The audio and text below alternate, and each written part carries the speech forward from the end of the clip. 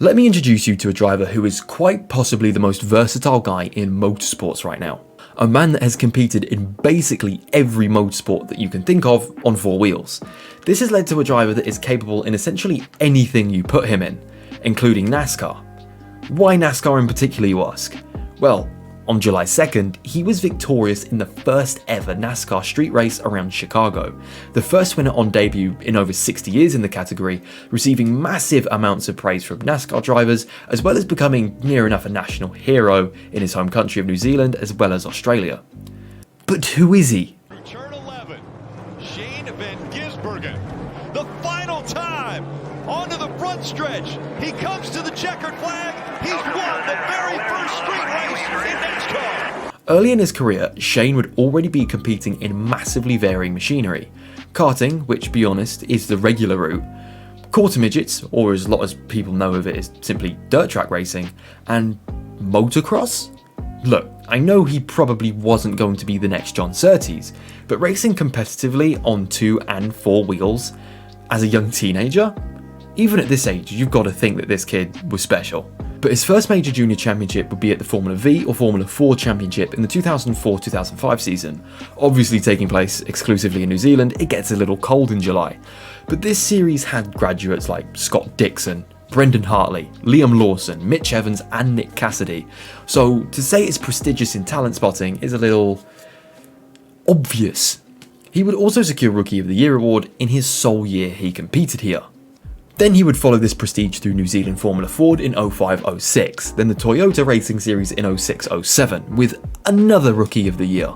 And although he would never outright win the championship in any of these, it was clear to see that he was being fast-tracked through the Junior Series at a rate of knots, essentially going up a series every year. For the first few years of his career, Shane would have his focus exclusively on V8 Supercars, the series he's most well known for succeeding in. He would make his debut in the V8 Supercars Championship halfway through the 2007 season with Team Kiwi Racing, achieving 7 points finishes in the latter 17 races of the season.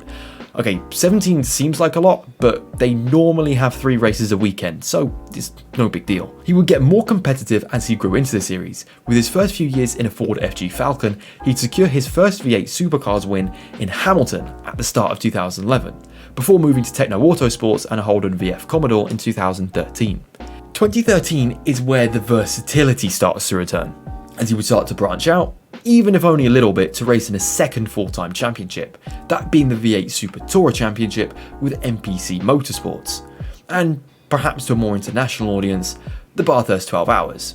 Don't get on at me at how I say Bathurst, by the way, I know I have an accent, leave me alone. In which, on his first attempt, him and his co-drivers of Matt Kingsley, Clark Quinn and Tony Quinn would finish third in a Porsche 997 GT3R. With all these events being put into consideration, Shane van Gisbergen would find his schedule somewhat congested in 2013, competing in a total of 59 races. 37 in V8 Supercars, 21 in V8 Super Tourers and the Bathurst 12 Hour. Bearing in mind his results wouldn't reflect someone who was getting burned out in the slightest.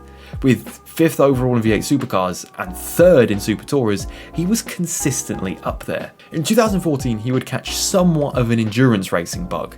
With the V8 Super Tourers no longer being on a schedule, he would compete in the 24 Hours of Daytona in a Porsche GT3, then a McLaren MP412C GT3 at the 24 Hours of Spa.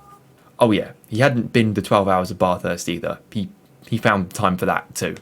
Not that any of this would stop him in his V8 Supercar endeavours. No. He would in fact get his best ever result in the series at the time, finishing 2nd, just behind Supercar royalty and the reigning champ at that time, Jamie Whincup. And just a quick side note, after he was done with the 2014 V8 Supercar season, just maybe to keep him occupied in the off season, he would try out something new. Literally the week afterwards, I might add. Go on, have a guess at what that little thing is. Okay, guessed? Drifting. It was drifting. He would impress everyone in the process with how close to the walls and how much angle he was actually able to pull off, considering it was his first time. I mean, look at him.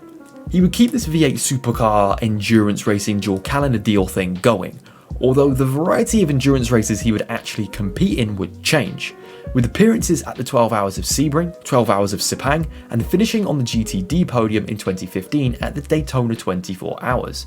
Mainly because it's part of the V8 Supercar schedule, even though for all intents and purposes it is an endurance race with the cover of V8 Supercars. The Bathurst 1000, not the 12 hour, he would podium in the year afterward.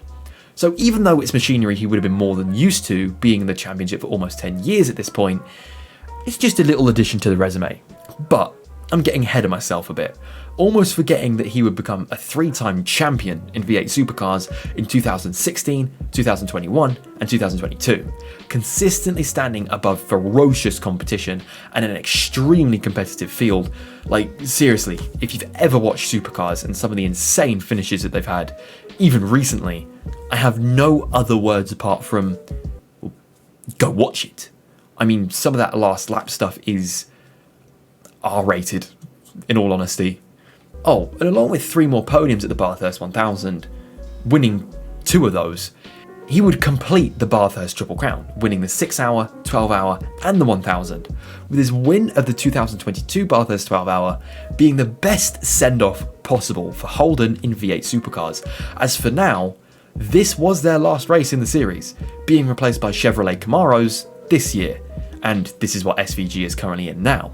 Just quickly on the topic of 2022 though, his results this season were, I think the correct words are, basically unstoppable. 2022 would prove to be perhaps the most experimental season yet, I guess.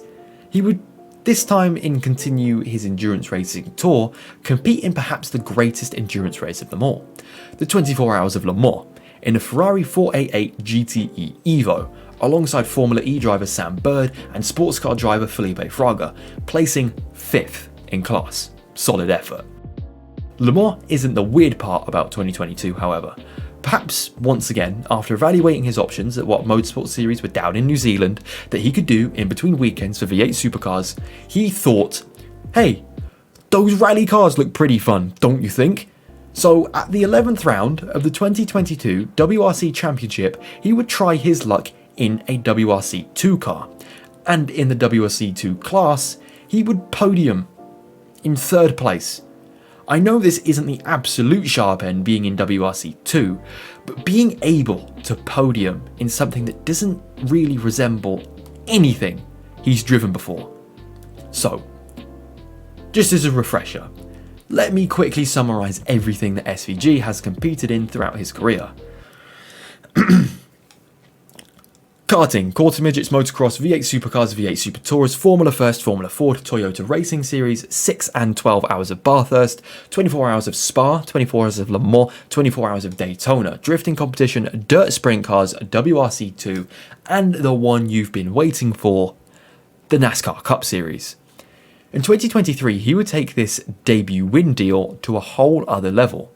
In fact, a few levels above. I'm sure you've already seen it by now, but winning his debut NASCAR Cup Series race, the first to do so since Johnny Rutherford in 1963. And before the Twitter user starts emerging in the comments, these drivers are certainly no slouches. I mean, the absolute best in the United States. If it really were, quote unquote, that easy, then surely F1 drivers to compete recently in the series like, I don't know, Jenson Button, Kimi Räikkönen, should have done exactly the same, right? No, they didn't. It was Shane van Gisbergen, who is also, by the way, talking about a full-time NASCAR drive now. And with Scott McLaughlin in the other half of American motorsport winning races in IndyCar, the Kiwi takeover is officially upon us.